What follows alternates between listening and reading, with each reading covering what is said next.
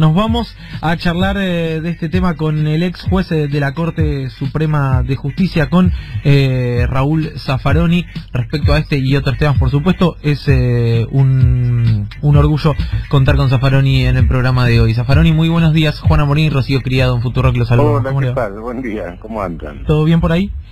Bien, bien, bien. En cuarentena, arresto domiciliario, cuidándome, todo en orden.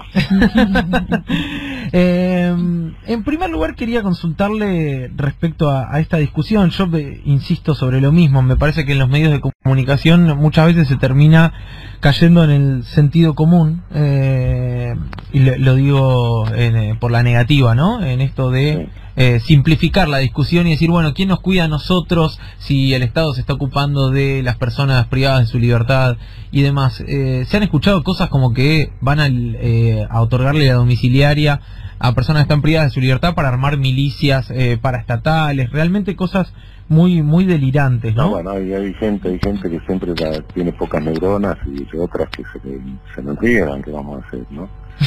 Pero bueno, hay una cuestión que es, bueno, no sé, la dice la Organización Mundial de la Salud, la dice la relatora de Derechos Humanos de Naciones Unidas, lo dice el Comité Internacional de la Cruz Roja, lo dice la Corte Interamericana, lo dice la Comisión Interamericana, lo dice el ILANUD, bueno, lo dice todo el mundo, no sé, lo dice el Papa, en fin.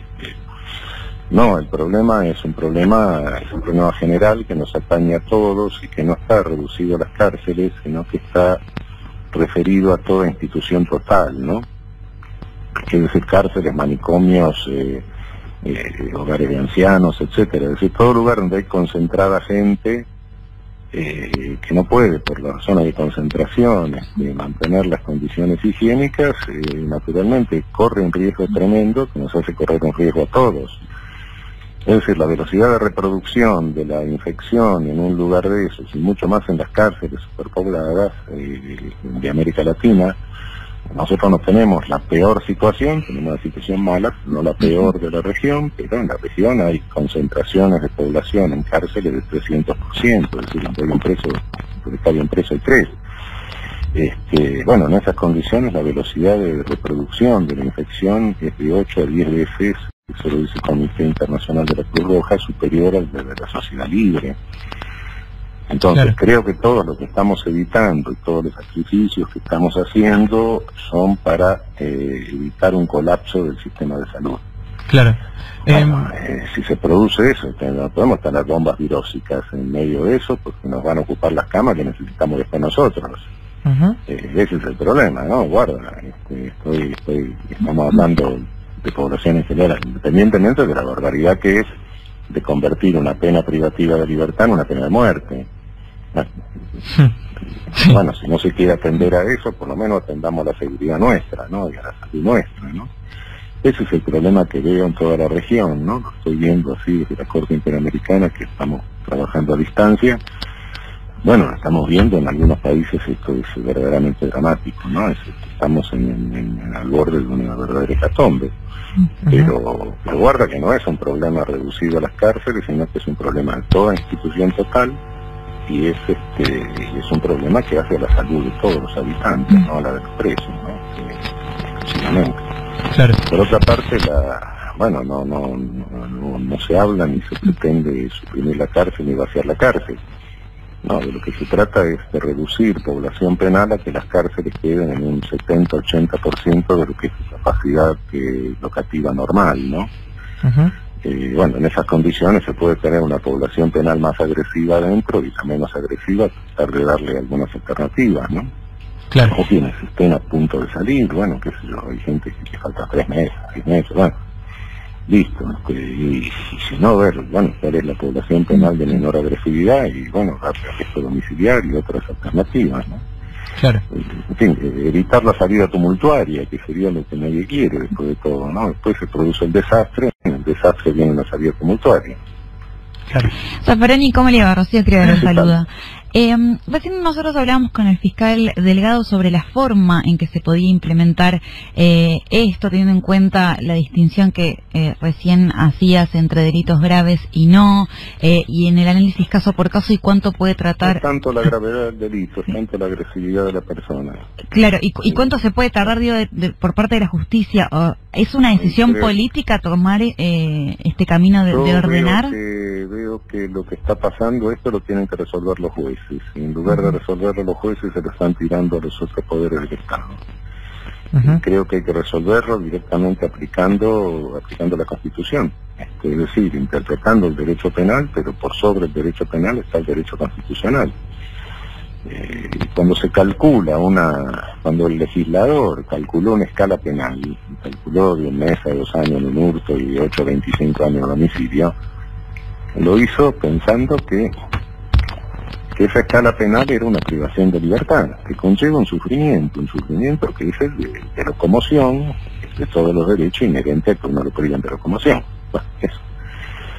Si a eso se suma, por una circunstancia, por cualquier circunstancia, si a eso se suma una cárcel superpoblada, si a eso se suma una cárcel manejada por los presos, por una banda de presos adentro, que impone una servidumbre al resto de los presos, incluso sexual, si a eso se suma ahora el riesgo de una infección mortal, bueno, esa escala penal hay que acortarla en tiempo, evidentemente, porque eso no es lo que calculó el legislador en el momento de establecer la escala en el código, ¿no?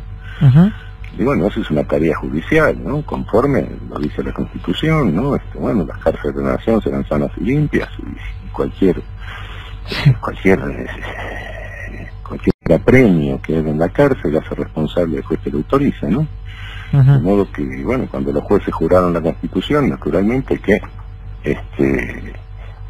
tienen que ver, bueno, que tienen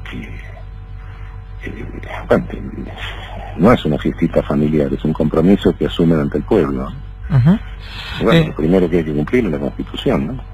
Zaffaroni ayer se refirió al tema, tuve oportunidad de leer algunas declaraciones interesantes respecto a esto que venimos charlando, y en el día de hoy el ministro de Seguridad de la provincia de Buenos Aires se refirió y dijo que lo escuchó, que usted es un jurista muy reconocido, que nadie puede poner en duda su capacidad, y dijo, bueno, pero él se refiere a evitar masacres, y en realidad masacres son lo que hacen estos delincuentes que están detenidos. ¿Qué visión tiene respecto a esto? Yo hablaba justamente, ¿no?, de simplificar un poco desde los medios esta cuestión y que muchas veces se cae en el discurso para la tribuna. Es el mismo discurso vindicativo de este populacherismo vindicativo que hemos tenido, que ha llenado todas las cárceles. En principio, la mayor parte de nuestros presos no están condenados. Es decir, tampoco sabemos si son culpables o no culpables. Están en prisión preventiva. Y en segundo término, nadie dice que se vaya a alargar a homicidas seriales, violadores. No, insisto en lo que decía hace un rato. Es decir, hay que ver quiénes son los presos. La mayor parte de nuestros presos por delito contra la propiedad, muchos por delito contra la propiedad sin violencia física, la mayoría. Bueno, hay que ver eso, bueno, ir reduciendo, como decía, que quede la cárcel para la mayor agresividad. Y nosotros, bueno, que se inventan medidas alternativas. Después de todo, el día que pase la pandemia, si con la medida alternativa no terminó el cumplimiento de la pena, volverá a la cárcel. Bueno, listo. Claro. Tenemos la cosa, no, tampoco con eso se le perdona, no hay ningún perdoncito que se le hace, sino decir, bueno, quédate en tu casa este tiempo, con control, después de todo, en este tiempo de duración de la pandemia, tampoco tiene mucha posibilidad de salir a la calle, ¿no? Claro. Bueno, en fin, es eso, es decir, bueno, desalojemos momentáneamente la cárcel, después veremos qué se hace. Bueno, cuando pase la emergencia se verá. Y los que le falten tiempo para cumplir, y bueno, volverán. Bueno, eso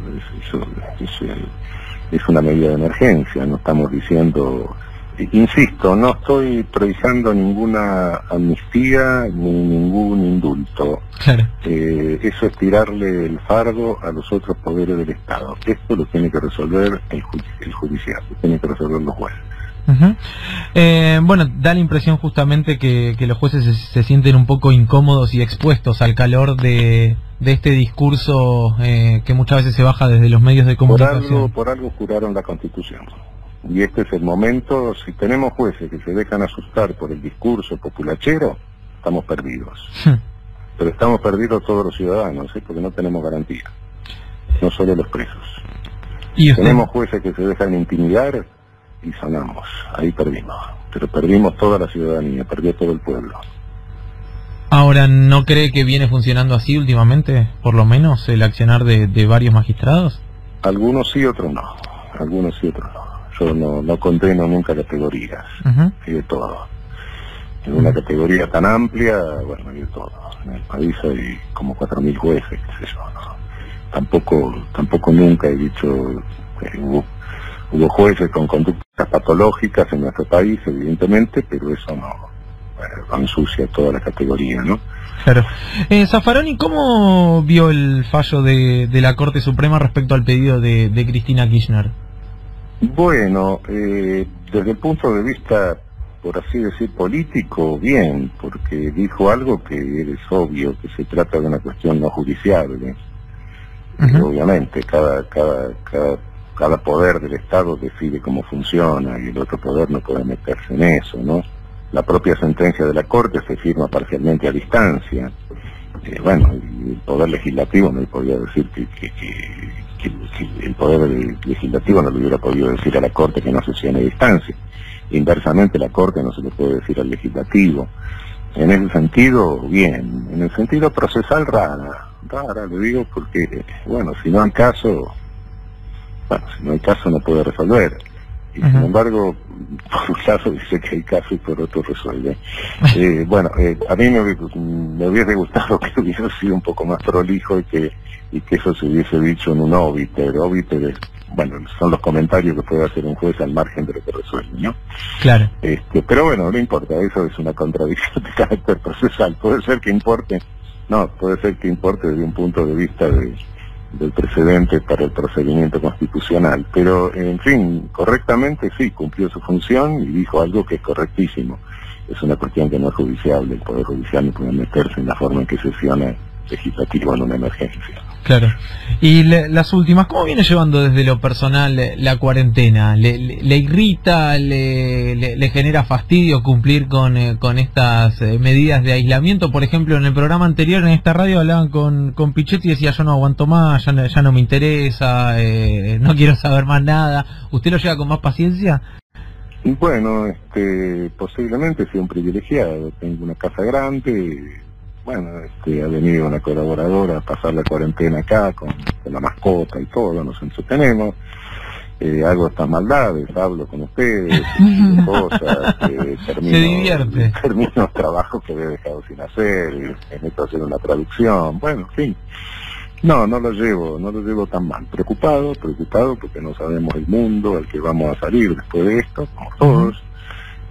Pero no, en lo personal no estoy al borde